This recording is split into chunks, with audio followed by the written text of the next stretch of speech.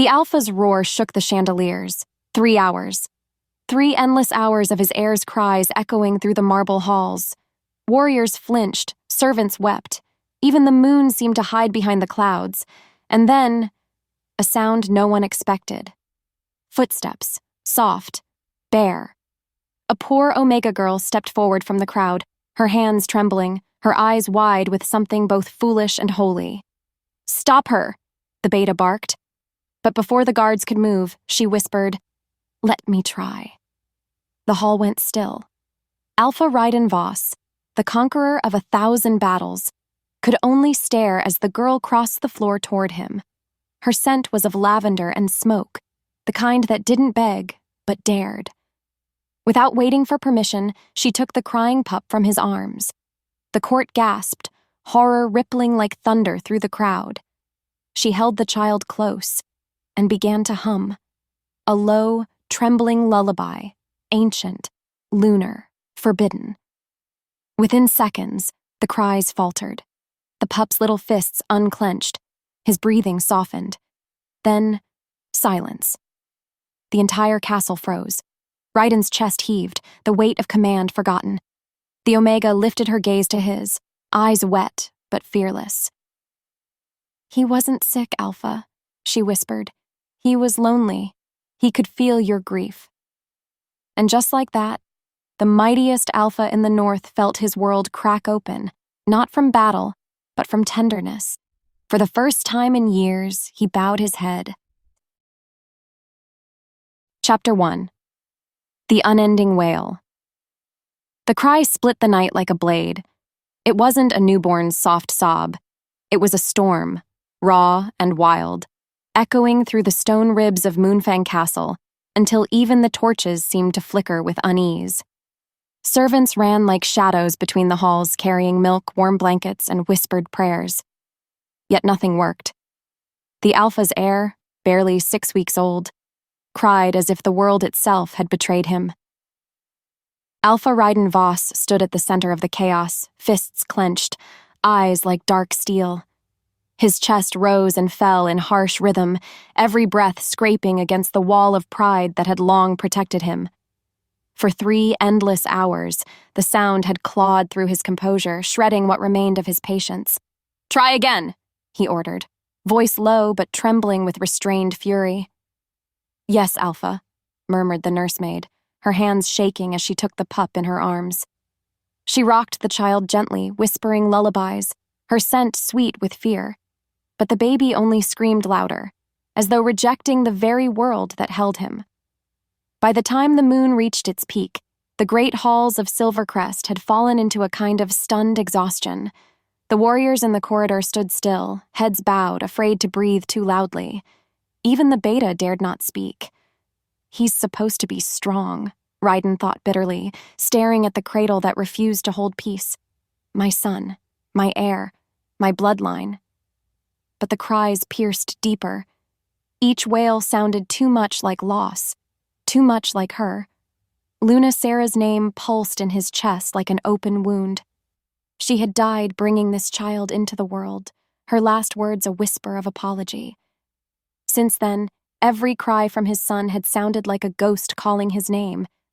He had fought wars, torn through rival packs, stood over the ashes of kingdoms. But here, in his own nursery, the Alpha of the North stood helpless. The servants whispered near the door.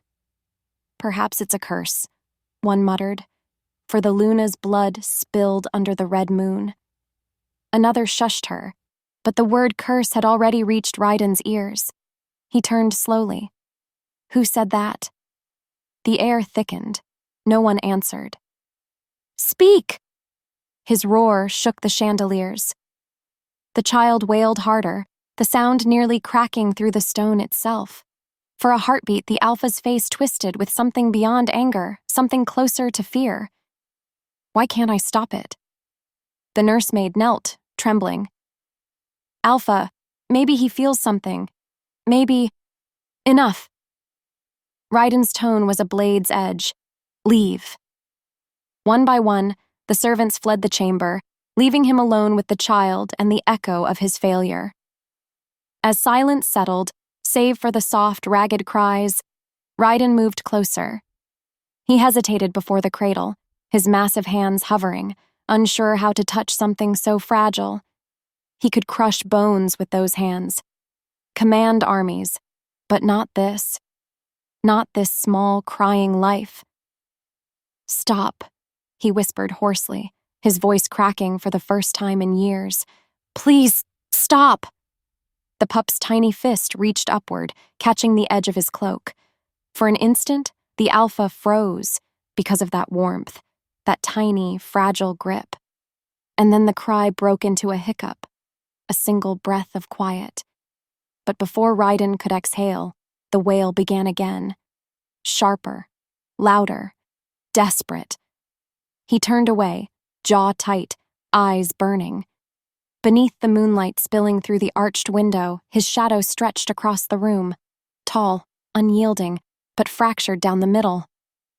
The sound of his son's crying filled every crack, and that's when he realized power meant nothing here, not against grief. Chapter 2. The Fractured Alpha. By dawn, the castle was no longer a home. It was a cage of echoes. The sun crawled over the frost-tipped mountains, spilling gold through the high windows, but warmth refused to enter the Alpha's chambers. The pup still cried. The sound had become a rhythm in Raiden's veins, an unending chant of helplessness. Outside, the guards exchanged weary glances. Inside, the once mighty Alpha sat by the cradle, his eyes hollow from sleeplessness. 3 hours, Beta Corrin murmured quietly from the doorway. "Alpha, he hasn't stopped." Raiden didn't look up. "I'm aware. Should I fetch the healers again? They've done nothing but waste breath." There was a pause, then a low sigh. "Maybe he misses her." The words cut too deep. Raiden's jaw flexed. "Don't speak her name." Corrin bowed and left without another word. The moment the door shut, Raiden let the mask fall. His shoulders slumped, hands trembling as he rubbed his face. The scent of milk, tears, and cold air filled the room. It smelled like sorrow had taken root here. He glanced at the empty chair beside the cradle, the one where Sarah had once dreamed aloud of their future. Her voice still lived in these walls. He hated that. He needed silence. But silence refused to come. "Why can't you stop crying?" he muttered, standing once more over the cradle. "You're supposed to be strong. My son. My heir." The baby's cry wavered, as if answering him, then grew louder. Raiden turned away. His wolf stirred under his skin, pacing restlessly. Power surged in him, demanding control, dominance. But over what? A child? The alpha in him raged. The father in him broke. And somewhere between those two truths, he heard something. A whisper outside the chamber. A woman's voice, faint, hesitant. "Has no one helped him yet?" He frowned, catching the scent of cinnamon and soap. Omega scent. Lowborn. From the kitchens. What was she doing near his chambers? Before he could investigate, one of the guards hissed, "Stay back, girl. You'll lose your position if the alpha sees you here." Her voice trembled. "But he's been crying for hours." Raiden's growl silenced them both. "Go back to your duties," he thundered. The footsteps retreated, but the scent lingered. Soft. Familiar in a way he couldn't explain. Still, he dismissed it. Omegas were beneath notice. His world was made of warriors and bloodlines, not whispers and lullabies. Even so, her voice had cut through the noise like a thread of calm. The baby whimpered again. Raiden exhaled slowly, lowering himself beside the cradle once more. He tried to hum the tune Sarah used to sing, but the sound cracked halfway through. Because the truth was, he couldn't remember it anymore. And just like that, the tears returned, louder, stronger, almost pleading. Raiden's throat tightened. For a fleeting second, he thought he heard her voice again, soft and sure. "Maybe he feels your grief." He closed his eyes. Impossible. Yet as the minutes passed, that scent, cinnamon, and soap, seemed to drift closer again. Somewhere down in the kitchens, an Omega girl wiped her hands on her apron, heart pounding as the Alpha's roar echoed through the castle. And though she knew it was madness, she whispered to herself, "If no one helps that child, I will." Chapter 3. The Weight of Silence. That night, the castle grew quiet, but not peaceful. Snow fell outside, soft and relentless, covering the spires of Silvercrest in white. Inside, the torches burned low, casting long shadows that seemed to breathe. The pup still cried, though weaker now, exhausted from the day's endless sobbing. Ryden stood by the window, looking out over the courtyard where the soldiers trained by moonlight. He envied their certainty, the clarity of a sword in hand, the simplicity of a command obeyed. Here in this nursery there were no victories, only ghosts. As the silence stretched, he whispered to the cold glass, "What am I missing?" No answer came, only that fragile, broken sound from the cradle. He walked closer, kneeling beside his son. The child's cheeks were flushed, tiny chest rising and falling too fast. Ryden brushed a finger near his arm but stopped himself before touching him. His hands, those same hands that had ended battles, seemed too monstrous for gentleness. He needs his mother. The thought was poison. He rose, pacing. "You'll learn strength," he said quietly. "You'll grow without needing comfort. That's what an alpha does." But the words felt hollow. The child whimpered as if disagreeing. That's when Ryden felt it, a tug in the air, faint but real. The same scent again, cinnamon and soap. It drifted through the crack of the half-open door. He turned sharply. "Who's there?" No one answered, only the faint shuffle of feet fading away. Ryden clenched his jaw, walking to the door, but something made him stop. The pup had gone quiet. For the first time in hours, silence. He turned back slowly. The child's eyes were half open, silver like moonlight on water. They looked peaceful. Ryden stood there, heart pounding. He didn't understand.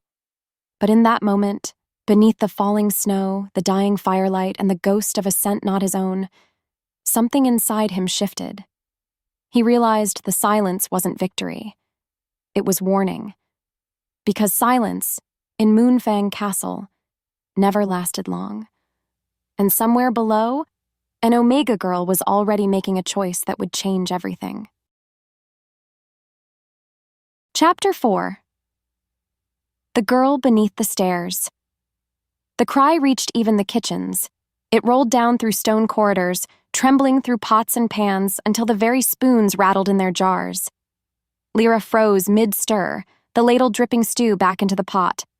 The sound wasn't just noise, it was pain. And though she tried to keep stirring, her hands wouldn't move. "Moon save us, not again," muttered Maeve, the head cook, slamming her palms against the counter. 3 hours and counting. That child's cry will drive the alpha mad." The other servants laughed nervously, pretending not to tremble. "Mad? He already is," one whispered. "He threw a healer out last night for suggesting it was the pup's mother he missed." Lyra winced. She'd heard the story. Everyone had. The Luna's death was still spoken of in hushed tones. How she'd bled beneath the red moon. How the Alpha's howl had split the heavens. And now, her child cried every night as though calling for her. Still, Lyra couldn't ignore the sound. Every instinct inside her, every fragile, trembling piece of her Omega soul, ached to go to him. "Stop staring at the ceiling," Maeve snapped. "The Alpha doesn't need your pity, girl. He needs obedience." "I wasn't," Lyra began, but the woman's glare silenced her. "Wash the carrots. Keep your nose out of Alpha matters." "Yes, Maeve." Even so, her gaze lingered upward. The walls here were thick, but not thick enough to muffle that desperate sound. At the far end of the kitchen, the other Omegas huddled near the fire, whispering. "He's cursed," said one, a small woman with soot on her cheek. "The moon goddess took the Luna and left her grief in the child's lungs." "That's blasphemy," hissed another. Hush before someone hears. But Lyra didn't move. She just listened, heart thudding in rhythm with the pup's sobs. Something in her blood stirred, something primal. Her wolf pressed against her chest. Go to him. She shook her head quickly, whispering back, I can't. Yet the ache didn't fade. The sound wasn't ordinary. It wasn't just an infant's cry, it was a call, one that clawed straight into her bones. Why do you care? Maeve's voice sliced through her trance. You think the alpha would thank you if you went near his heir? He'd have your head. Lyra's voice faltered. He sounds scared. That earned a bitter laugh from one of the dish girls. An alpha's pup? Scared? They're born with fangs sharper than ours. Don't be foolish. Maybe they were right. Maybe she was foolish. But still, she couldn't unhear it, the rhythm of pain that echoed like a heartbeat she somehow shared. Before she could stop herself, she murmured a melody, soft, wordless, half-remembered. Her mother's lullaby. The other Omegas glanced over. One smiled faintly, but Maeve's hand came down hard on the table. No songs in my kitchen. Lyra fell silent, but the lullaby still played inside her, quiet and persistent. And though she returned to her chores, her thoughts lingered in the halls above. Because of that sound, because of that child, because her instincts wouldn't let her rest. What she didn't know was that fate had already heard her hum, and it had begun to turn. Chapter 5: Whispers of Punishment. By morning, the castle buzzed with rumors. The Alpha had nearly torn apart the nursery in rage. The Beta had summoned healers from 3 neighboring packs. The child still cried.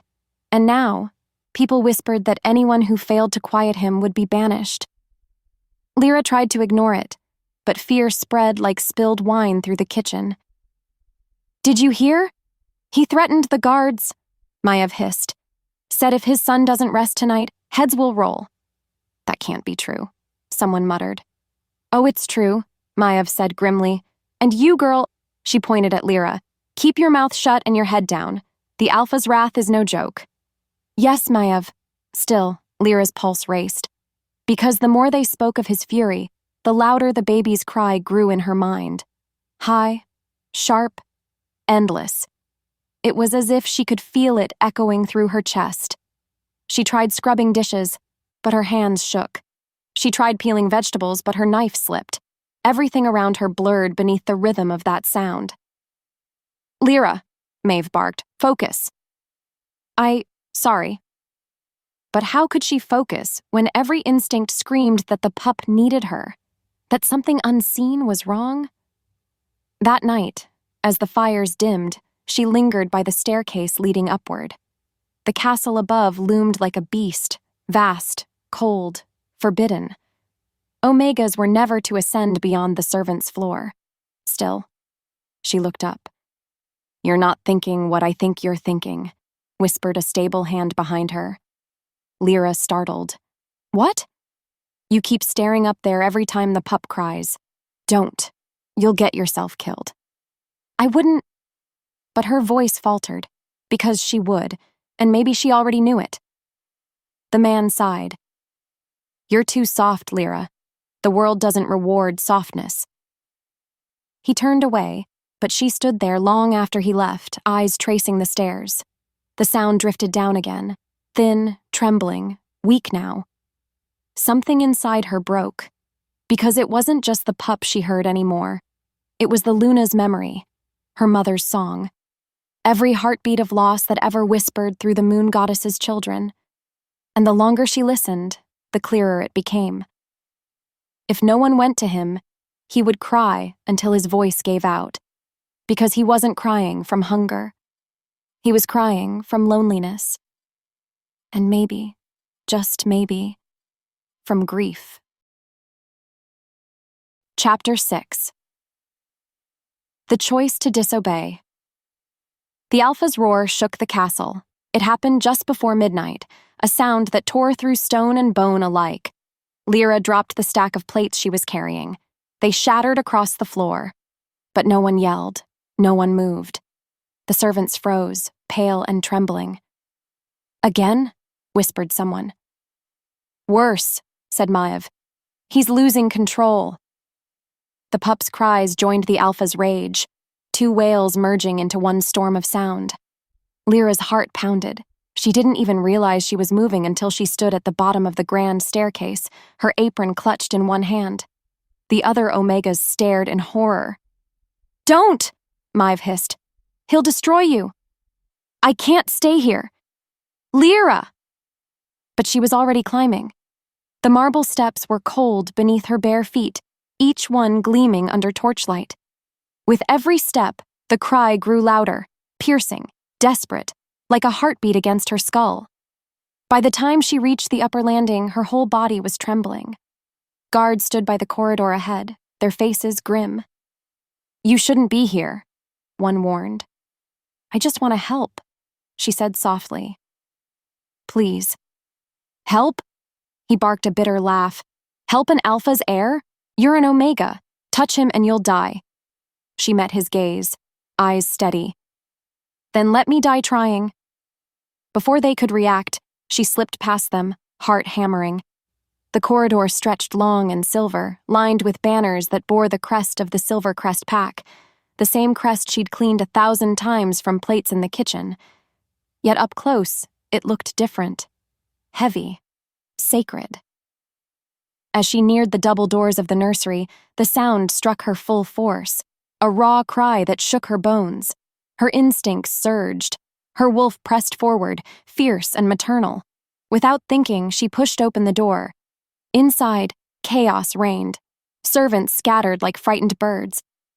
The alpha stood in the center, face shadowed, eyes burning gold.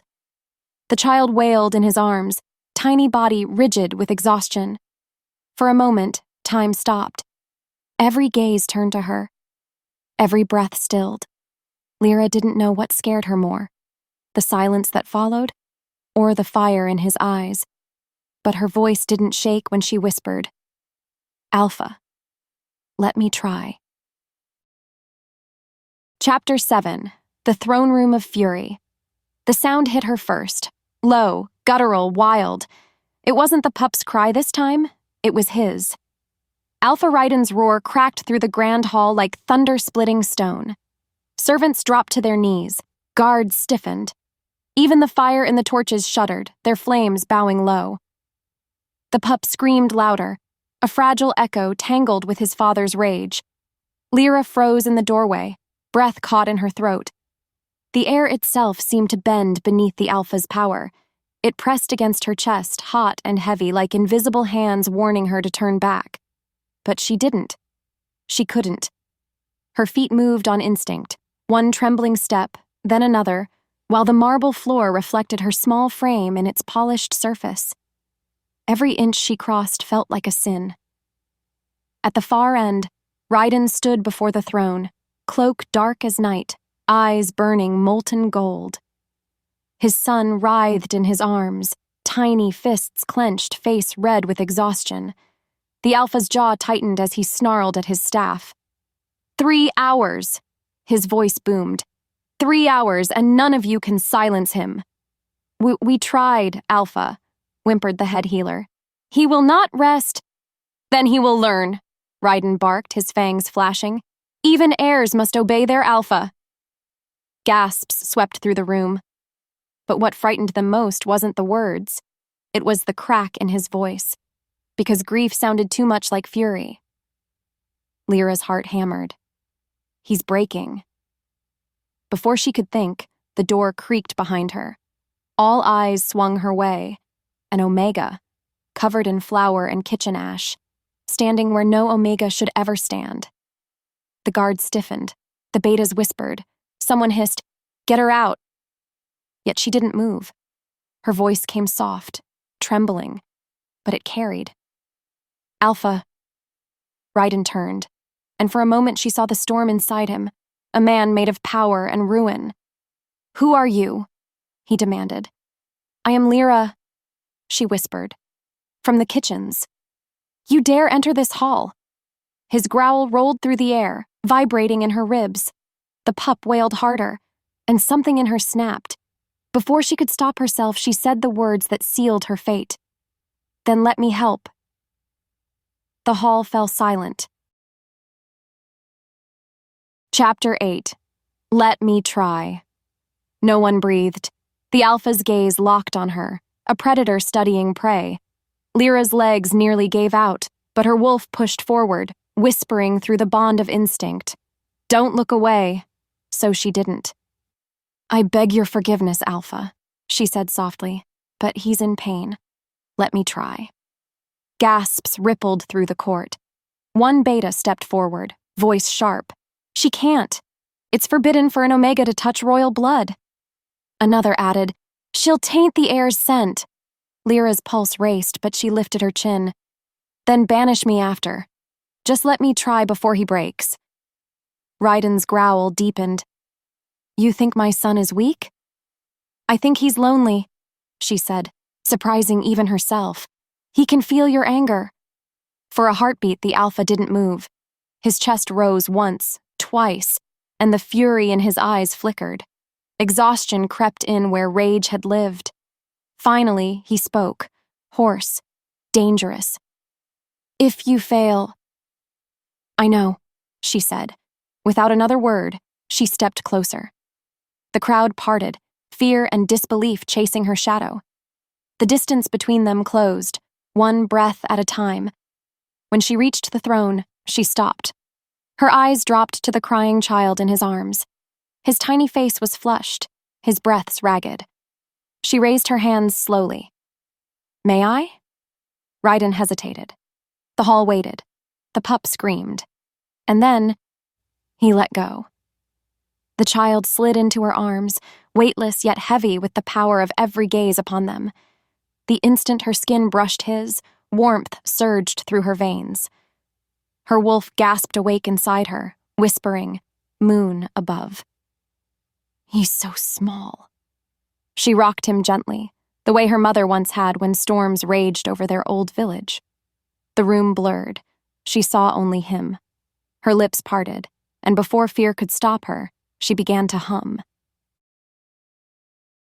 Chapter 9. The cry falls silent. It was barely a sound at first, just breath and trembling melody. But then, as if summoned, the song took shape. A lunar lullaby. Old, sacred, almost forgotten. The notes floated through the chamber like strands of silver smoke. They wrapped around pillars, drifted past firelight, softened even the Alpha's heartbeat. Lyra swayed gently, voice rising and falling with the rhythm of the child's breath. The melody wasn't magic, not in the way spells were, but it carried something older. The pulse of wolves under the moon, the ache of mothers who had sung through loss, the promise that no cry went unheard. And just like that, the pup stopped crying. His tiny body stilled. His eyelids fluttered. A sigh escaped his lips, the first sound of peace the castle had heard since the Luna's death. The silence that followed wasn't empty. It was holy. The court stared, wide-eyed, unable to comprehend. Raiden's hands hung useless at his sides, his expression torn between awe and disbelief. The gold in his eyes dimmed to silver, the color of surrender. The baby cooed once, small and content, nuzzling into Lyra's arm. She looked down, tears blurring her vision. "He's safe." Someone whispered, "The Omega did it." Another gasped, "Impossible." The head healer dropped to his knees. "By the moon." Raiden silenced them with a glance, but his voice came softer than anyone had ever heard it. "What did you do?" Lyra knelt, still holding the child. "Nothing, Alpha. I just sang. He wasn't hungry. He wasn't cursed. He was lonely." Her words echoed in the vaulted chamber. Lonely. The Alpha swallowed hard, his throat tight. "He felt me." "Yes," she whispered. "He cries because your heart does." The silence stretched, deep and raw. Even the fire crackled quietly, as if afraid to intrude. Raiden looked at her then, not as an Omega, not as a servant, but as something else entirely, someone who had stepped through every law and reached his son when he could not. For the first time in years, the mighty Alpha of Silvercrest bowed his head, and the castle that had known only grief finally breathed. Chapter 10. The Court's Shock Silence. It fell like snowfall, soft, absolute, and unthinkable. The pup no longer cried. He slept, peacefully, in the arms of an omega. For a heartbeat, no one dared move. The court's disbelief bordered on fear. Every law, every tradition carved into Silvercrest stone, shattered in a single act of defiance wrapped in lullaby. Lyra remained kneeling, breath unsteady, arms still cradling the air as if the world might break him again. Her heart thundered, yet she dared not lift her gaze. "By the moon!" someone whispered. The Beta commander turned to the Alpha, eyes wide. "My lord, this cannot be allowed." "Quiet," Raiden said. His tone wasn't loud, but it carried enough weight to silence the room. His gaze stayed fixed on the girl before him. The scent of her, warm earth and rain, filled the air between them, softening the sharpness of his grief. His son slept in her arms without fear, without pain, without him. How? He was the Alpha of the North. His word was law. His will was unbroken. And yet one trembling Omega had undone him with nothing but a song. A shiver of anger, or maybe awe, ran through him. "Stand," he ordered. Lyra rose slowly, clutching the child protectively. Her knees wobbled. Every noble in the hall stared, their eyes wide with horror. The Beta commander stepped forward again, desperation in his tone. "Alpha, she violated the law of rank. She touched royal blood without permission. She must be punished." Raiden turned his head slightly. "Would you prefer the air still cry?" The Beta's mouth opened, then closed. Raiden took a step closer, the echo of his boots rolling through the chamber. He stopped only a breath away from her. His golden eyes caught the firelight, turning amber at the edges. "What did you do to my son?" he asked quietly. Her lips trembled, but her voice held. "I sang to him, my lord. That's all? That's all I know how to do." The simplicity of it hit harder than any confession. Raiden's wolf stirred beneath his skin, uneasy. He wanted to call it manipulation, coincidence, sorcery. Anything but what it was. Compassion. Yet when he looked at the pup in her arms, tiny and peaceful, his heart stuttered. The impossible had happened before his eyes, and for the first time in years, he had no command to give. Chapter 11. The Truth of the Cry. The council chamber still smelled of shock when Raiden dismissed the crowd. One by one, nobles and guards bowed out, whispering prayers to the moon goddess, crossing themselves as they passed the Omega girl who had silenced the Alpha's heir. Only she remained now. Lyra knelt once more before the throne, the baby sleeping quietly in her arms. The firelight made her hair gleam copper gold. Raiden descended from the dais, his footsteps measured. The heat of his presence reached her before his shadow did. He stopped a few feet away. "Look at me." She hesitated, then lifted her gaze. Her eyes, soft, unguarded, met his. "Explain yourself," he said. "I can't explain what I don't understand," she murmured. "But I know what I felt." "What did you feel?" His tone was sharp, but curiosity burned beneath it. She swallowed. He wasn't hungry, Alpha. He wasn't ill. He was grieving. The word struck him like a blade. "Grieving?" She nodded. "He feels your grief. The bond between Alpha and heir is strong, stronger than most blood ties. He cries because your heart does." Her words hung in the air, shimmering like light on water. Raiden's jaw tightened. He wanted to dismiss her, to reject the idea entirely. But deep down, the truth clawed at him. He hadn't held his son since the Luna's death. He hadn't dared. Not once. He looked at the child now, sleeping peacefully against her chest, and for the first time realized what the boy had been asking for all along. Not food, not comfort, but connection. Ryden turned away, pacing toward the hearth. You speak as though you know loss. Her fingers brushed the child's hair gently. Every Omega knows it, my lord. We're born into it. He looked back at her, surprise flickering across his features. She lowered her eyes. My mother died when I was 12. She used to sing that lullaby when I couldn't sleep. She said the moon listens better when the song comes from the heart. The Alpha said nothing for a long while. The only sound was the quiet crackle of fire and the steady breathing of the child. Finally, he exhaled. You risked your life to come here. Yes. Why? Lyra hesitated. Because no one else did. Something fractured quietly in his chest. Without warning, the child stirred. Ryden stepped forward instinctively, his wolf reacting before thought. Lyra froze, unsure if she should release him, but the Alpha's hands came up slowly, almost awkwardly.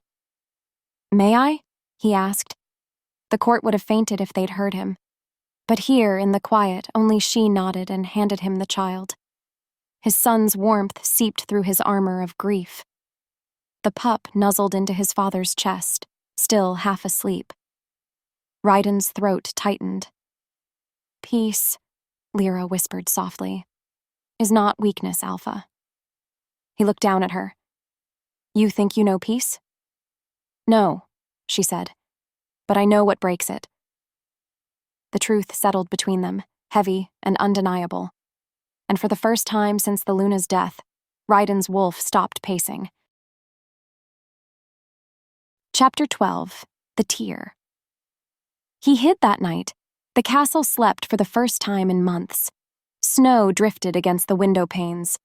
The torches burned low, their light soft and golden. Ryden stood by the cradle, arms folded, watching his son sleep in the silence Lyra had left behind. He hadn't dismissed her completely, only sent her back to the servants' quarters with orders for rest. But her scent still lingered here, faint as moonlight, wildflowers and warmth. The Alpha leaned forward, brushing a stray lock of silver hair from his child's forehead. You were crying for her, he murmured, and I was too blind to see it. The baby sighed in his sleep. Ryden straightened, exhaling slowly. He turned toward the window, his reflection framed in the glass. Gold eyes dulled with exhaustion, the faintest cracks of something human showing through the mask. The weight he'd carried for months seemed to shift slightly, not gone but moved like a mountain learning to breathe again. As he stood there, he felt the sting before he realized what it was. A tear. Just one. He caught it with his thumb, angry at himself, but the warmth of it spread through his chest before he could stop it. Outside, the moon glowed high and full, silver and still. For a moment, it seemed to watch him, to judge him, maybe even forgive him. Don't look at me like that, he whispered to the sky. You sent her, didn't you? He didn't expect an answer, but in the quiet that followed, a faint hum echoed down the corridor, a lullaby drifting faintly from the servants' quarters. He closed his eyes, letting it wash over him. And though the mighty Alpha of the North would never admit it aloud, he wept. Chapter 13. The Rumor of the Omega. By dawn, the castle no longer belonged to silence, it belonged to whispers. They darted through corridors like fireflies, glowing brighter with every retelling. The Omega silenced the air. She dared to touch him. They say the Alpha didn't punish her. Even the walls seemed to listen. Lyra kept her head down as she scrubbed the flagstones outside the kitchens, but her name followed her like smoke. The other servants avoided her now, not out of hatred but fear. No one wanted to stand too close to a girl the Alpha had spared. Lyra. She jumped. Maiev stood behind her, face pale, voice thin. You're wanted in the great hall. Her hands froze around the cloth. Now? Maiev nodded once. The Alpha called for you himself. The kitchen fell still. Every head turned. One of the younger girls whispered, "Don't go." Another muttered, "If he doesn't kill her, he'll claim her." Lyra tried not to listen. Her heart pounded so hard she thought they'd hear it echo through the floor. "What does he want with me?" Maev only shook her head. "If I knew, I'd tell you to run." But she didn't run. Because deep down, beneath the fear, beneath the trembling, something stronger stirred. The same instinct that had guided her to that crying child last night whispered again, "Go." As she climbed the marble staircase, the air seemed heavier, thick with judgment and awe. The castle guards opened the great doors, and she stepped into the hall where the Alpha and his council waited. Every noble eye fixed on her, every heartbeat slowed. Raiden Voss stood before his throne, cloak draped across broad shoulders, silver light spilling over him like armor. His gaze found her immediately, and didn't look away. "Lyra," he said. Her knees almost gave out hearing her name on his tongue. Chapter 14. The Alpha's Decision. The council chamber was a storm contained in stone. Betas lined the walls, their expressions sharp with disapproval. Nobles stood whispering in corners, the sound like dry leaves. Only Raiden stood still, calm, unreadable, the eye of the storm. "Bring her forward," he commanded. Lyra stepped closer, each movement deliberate, her palms slick against the skirt of her dress. The child's lullaby still hummed faintly in her chest, as though echoing through her heart. The Beta commander bowed low. "Alpha, forgive me, but she defied every law. The punishment for her offense must be mine to decide," Raiden interrupted. The man flinched and fell silent. Raiden's gaze drifted back to Lyra. "You entered my hall without permission. You touched my son. You broke the oldest rule in Silvercrest history." She bowed her head. "Yes, Alpha." "Tell me," he said, voice lower now. "Why shouldn't I punish you?" Her answer came soft but certain. "Because I didn't do it to defy you. I did it to save him." The words were simple, but they struck like thunder. One of the nobles scoffed. "An Omega claiming righteousness? You give them mercy, they'll think themselves equal." Raiden's golden eyes cut toward him, and the man's voice died mid-breath. The Alpha turned back to her. "You would risk death for him?" "I would risk anything," she said. "No child should cry alone." Silence followed. It wasn't fear this time. It was awe. Raiden exhaled slowly, as if releasing something he'd held too long. Then he turned toward his council. "She will not be punished." The uproar came instantly. Shouts of disbelief, hisses of outrage, the sound of wolves barely holding their form. "Alpha, this defies pack order," cried one. "The others will rebel." "Then let them." His voice cracked like a whip. When the hall fell still again, Raiden lifted a hand toward Lyra. "From this day forward, she will serve as caretaker of the air." Gasps filled the air. One noblewoman's hand flew to her chest. The Beta commander looked ready to faint. Raiden's gaze hardened. She succeeded where bloodlines failed. Let her rank be defined by worth, not by birth. Lyra's breath caught. "Alpha," but he wasn't finished. "You will live within the nursery quarters, close to my son. You will answer only to me." That last part hung heavier than the rest. Her pulse skipped. The council's silence deepened. When she finally found her voice, it came as a whisper. "I serve at your command." And when her eyes met his, something unspoken passed between them, something that had nothing to do with duty at all. Chapter 15. A New Kind of Fear. By nightfall, every candle in the castle burned lower than usual. Whispers crawled through the halls, softer now, but no less dangerous. "She lives with the air."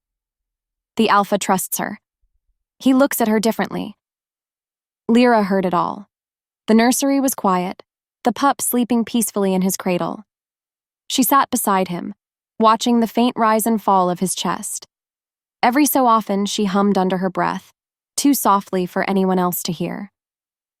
At the doorway, 2 guards stood stationed by order of the Alpha himself. Their expressions betrayed confusion, more than hostility. No one quite knew what to make of her. She still couldn't believe it herself. Just a day ago, she'd been a nameless servant. Now, the castle bowed to her without meeting her eyes.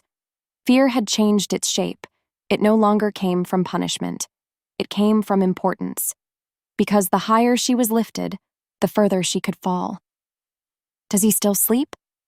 The deep voice rolled through the quiet. She turned sharply. Raiden stood in the doorway, cloak loose, his expression unreadable. "Yes, Alpha," she murmured, rising. His gaze flicked to the child, then back to her. "Good." He walked closer, each step measured. The scent of rain and pine followed him, wrapping around her like a storm she couldn't escape.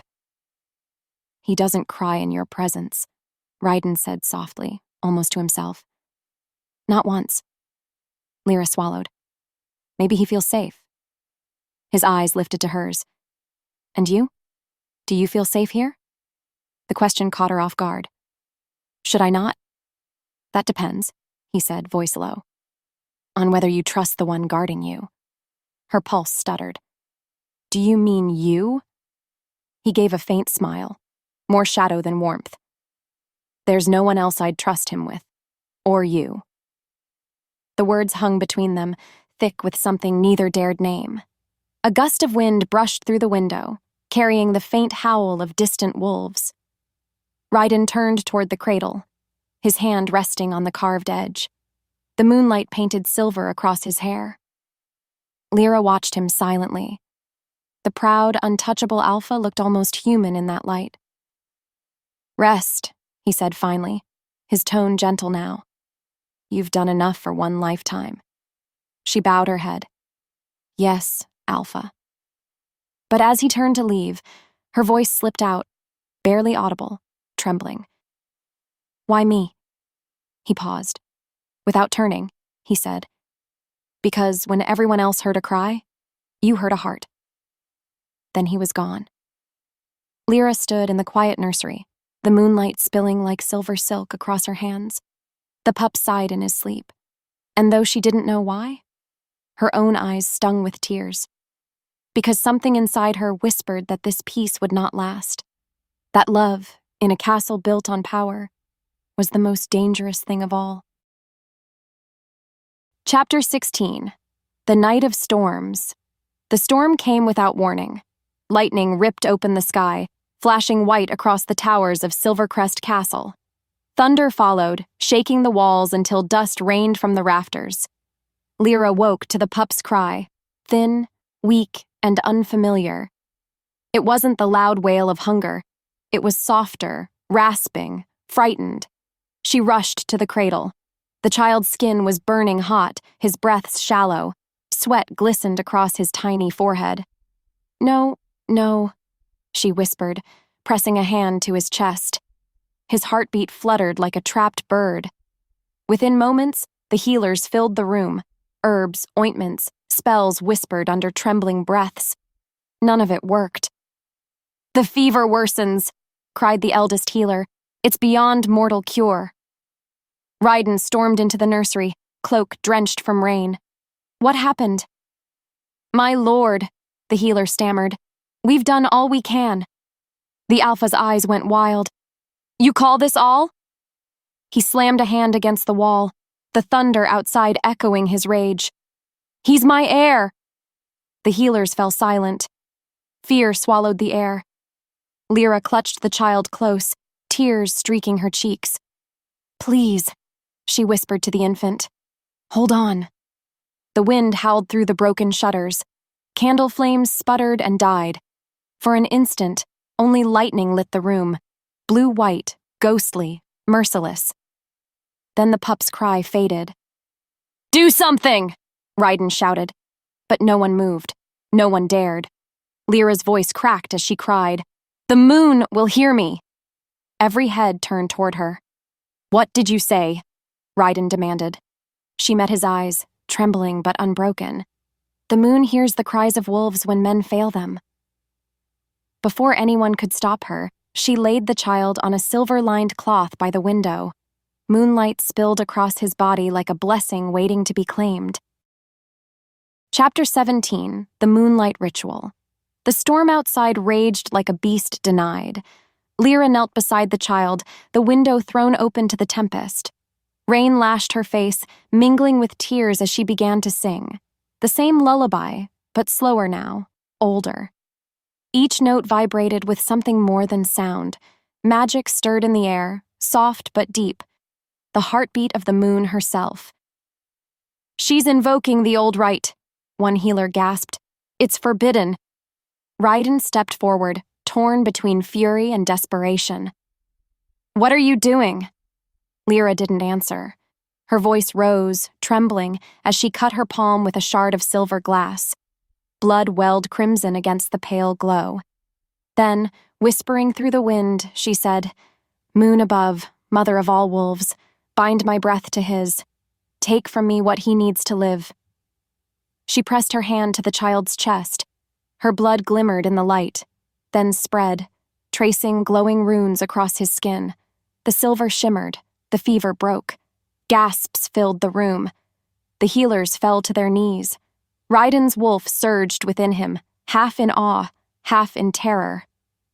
"You're killing yourself!" he shouted, lunging forward. Lyra's eyes flicked to his, calm, resigned. "Then let my death buy his tomorrow." Her body trembled. The wind roared louder, pulling strands of her hair into the moonlight. Her song faltered, then steadied again. When the lightning struck, it didn't hit the castle. It hit the sky itself, a column of light connecting heaven and earth. And for one sacred heartbeat, the Alpha, the Omega, and the air were bound by the same pulse. The pup's cry returned, soft, alive, steady. Lyra smiled faintly. Then everything went dark. Chapter 18, The Alpha Kneels. Lyra. Her name tore from his throat. Raiden caught her just before she hit the floor, her body limp, her skin cold. Her blood stained his hands crimson. The healers scrambled forward, but he waved them away. "Don't touch her!" He cradled her close, the pup sleeping safely in the cradle behind them. "You saved him again," he whispered, his voice breaking. "You foolish, fearless girl." Her eyelids fluttered weakly. "Is he alive?" "Yes," he breathed. "Because of you." A faint smile touched her lips. Then it was worth it. Her head fell against his shoulder, her breath shallow but steady. Raiden's world tilted. The storm outside softened, the thunder fading to a distant murmur. The moonlight that had burned so bright now glowed gently, washing over them in silver peace. He pressed his forehead to hers, whispering words no one had ever heard from the Alpha of the North. "You saved my blood, my air, my heart." Tears slid down his cheeks, unhidden this time. "Even the gods should bow to you." The healers, watching in silence, would later swear the moonlight brightened at those words, as if the goddess herself had accepted his vow. For that single night, the castle forgot rank, law, and lineage. It remembered only a song, and the girl who sang life back into a dying child. Chapter 19, Guardian of the Air. The first dawn after the storm broke soft and golden. Sunlight slipped through the tall windows, brushing over the marble floors like forgiveness made light. The castle woke to quiet awe. No one spoke of miracles aloud, but every servant knew the truth. The Omega girl had saved the air. Again. When Raiden entered the Great Hall that morning, the court gathered instinctively. Their eyes flicked toward him, then toward the fragile figure behind, Lyra, pale but standing. She wore no jewels, no rank insignia. Only a plain gray gown, the hem damp from the courtyard dew. Yet the entire chamber seemed to bow without command. Raiden took the dais, voice echoing through the still air. "Hear me," he said, The pup of Silvercrest lives. A murmur rippled through the hall. Gratitude, disbelief, wonder. And he lives, Ryden continued. Because of her. Lyra lowered her gaze, her heart pounding. The Alpha stepped aside, extending his hand toward her. Lyra of No House, he declared, is hereby named Guardian of the Air. Her life will be protected as fiercely as his own. Any who harm her will answer to me. Gasps filled the chamber. Several nobles stepped forward, protesting under their breath. Alpha, she's an Omega. The pack will revolt. Then let them revolt, Ryden said evenly. Their howls will die before mine does. The words carried the weight of thunder. The hall went silent, and in that silence, something ancient shifted. The hierarchy that had ruled for generations trembled, not from rebellion, but reverence. When the crowd dispersed, Lyra stood alone by the window, the pup asleep in her arms. The world beyond the glass shimmered with sunlight. She whispered to the child, "You've given me a name." Behind her, Ryden's voice answered quietly, "And purpose." Chapter 20. The Alpha's confession days passed like pages turning in a quiet book. The fever never returned. The pup thrived, laughing, reaching, cooing whenever Lyra entered the room. The once haunted castle now breathed warmth again. Yet it wasn't only the child who healed. Ryden found himself drawn, again and again, to the sound of her voice. It carried peace into places inside him he had long sealed shut. One evening, he lingered in the doorway as she sang the moon song softly, the air asleep against her shoulder. The fire cast gold halos around them both. "You've given him peace," he murmured, stepping forward. She turned, startled, but didn't bow. "He deserves it." Ryden's gaze softened. "And me? You've given me something I cannot name." She hesitated. "I have given nothing, Alpha. Only done what was right." "That is precisely what I've forgotten how to do," he said quietly. The words hung between them, heavy, personal. He walked closer until the firelight blurred between them. "When I lost the Luna, I thought I'd buried every gentle thing inside me. But when you touched my son, something in me remembered how to feel." Her breath caught. "You should not say such things." "Why?" he asked. "Because people will talk." "They already do," he said, a faint smile tugging at his lips. Lyra looked away, her voice trembling. "You are Alpha, I am Omega. Between us stands a world." He tilted his head. "Then perhaps it's time the world moved." Her heart stuttered. "Don't, please." "Lyra." His voice was rough now, the edge of restraint visible even through the quiet. "I owe you everything, but what I feel—" "Stop," she whispered. "If you speak it, I cannot unhear it." For a long moment, only the fire crackled. Then Ryden stepped back, his composure returning like armor sliding into place. "Very well," he said. "Then hear this instead. No harm will ever touch you again. That is my vow." She bowed her head, but her heart betrayed her with the tremor of longing she couldn't hide. Chapter 21. The Forbidden Flame. The moon returned to fullness a week later. The castle glowed in her light, silver washing over the ramparts, spilling through the nursery windows. Lyra sat by the cradle, humming as the pup slept. Ryden stood in the doorway again, silent, watching, the wolf in him restless. He shouldn't have been there, but he couldn't stay away. Her song wove through the air like silk, gentle, luminous, dangerous. Each note seemed to pull at something deeper inside him, something primal. When she noticed him, her voice faltered. "You shouldn't linger here, my lord." "And yet I do." His footsteps were soft as he approached. The firelight flickered against the edges of his jaw, tracing the scar she'd never noticed before. "You sing to the moon as if she listens," he said. "She always listens," Lyra replied quietly. "Even to those who shouldn't speak." Their eyes met, the world seemed to hold its breath. For a long moment, neither moved. Then the pup shifted in his sleep, reaching a tiny hand toward the air. Lyra leaned forward to adjust his blanket, and Ryden's fingers brushed hers. It was a fleeting touch, accidental, harmless. And yet, the bond between them flared like starlight in their veins. Lyra froze, her breath catching. Ryden's pulse thundered in his ears. She withdrew her hand as though burned. "You can't," she whispered. "I know. But you want to." He said nothing. Silence was his answer. The pup sighed softly, curling into peaceful dreams. Lyra turned away, clutching the edge of the cradle for strength. "If this continues, they'll call me a curse."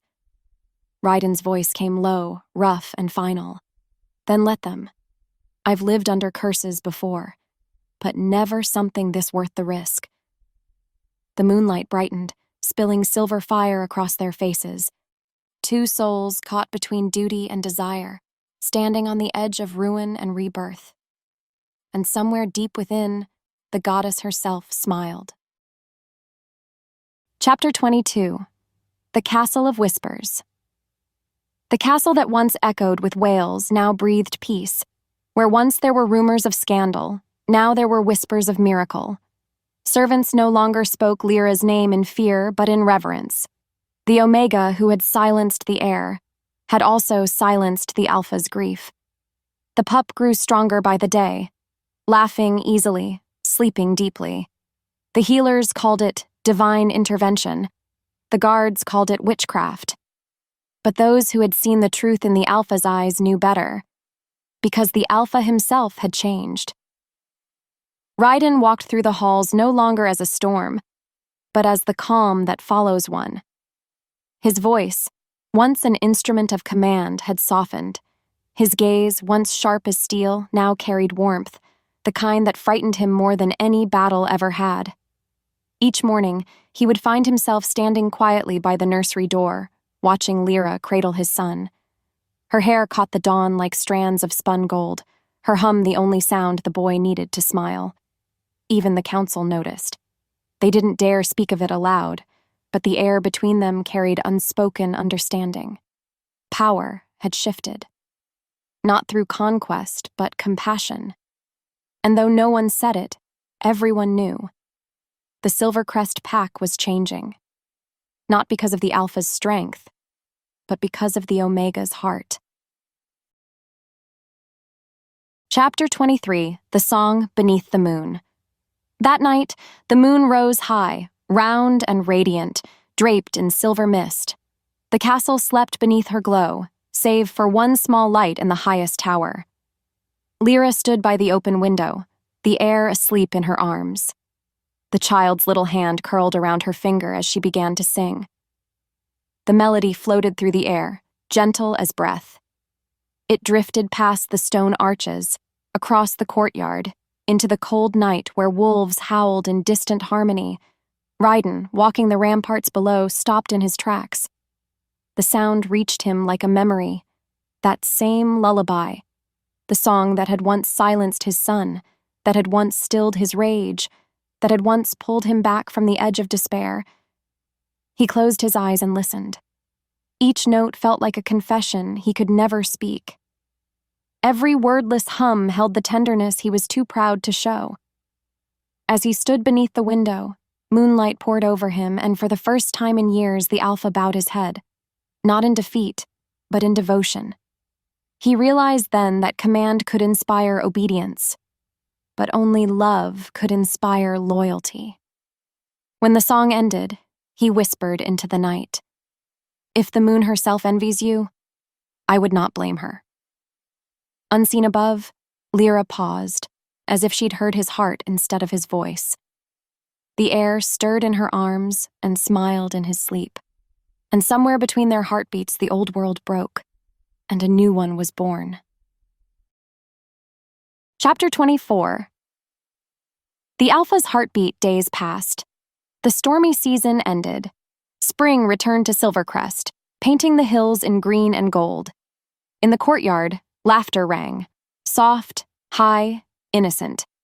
The heir toddled across the grass, his little feet unsteady but determined. Lyra followed close, her laughter mingling with his. Raiden stood by the archway, watching. His heart was too full for words. Once, this courtyard had been his battlefield, a place of drills and discipline. Now it was his peace. Lyra looked up and caught his gaze. The smile that met his was small, but it reached her eyes. For a heartbeat, the world shrank to the space between them. He crossed the courtyard slowly. When he reached her, he stopped just close enough to feel her breath. "Thank you," he said softly. "For what, Alpha?" "For everything I didn't know I'd lost." She blinked, emotion shimmering in her eyes. "You didn't lose it. You just forgot how to see it." He looked down at his son, then back to her. "And you reminded me." The wind carried the scent of rain and pine. The wolves beyond the walls howled, not in mourning, but in song. Raiden lifted his gaze to the horizon where the moon rose pale against the dusk.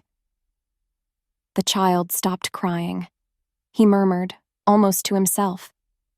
Lyra tilted her head. What was that? He smiled faintly, his voice breaking into something raw, something human. But the wolf inside me finally learned to feel. Lyra's breath caught, not from surprise but from the truth of it. The moonlight wrapped them both in silver calm, the child between them, living proof that love, in any form, defies rank, rule, and reason. And as the night settled over Silvercrest Castle, the legend of the Omega and the Alpha's heir became more than a story. It became the song of a new era, a song that began with a cry and ended with a heartbeat.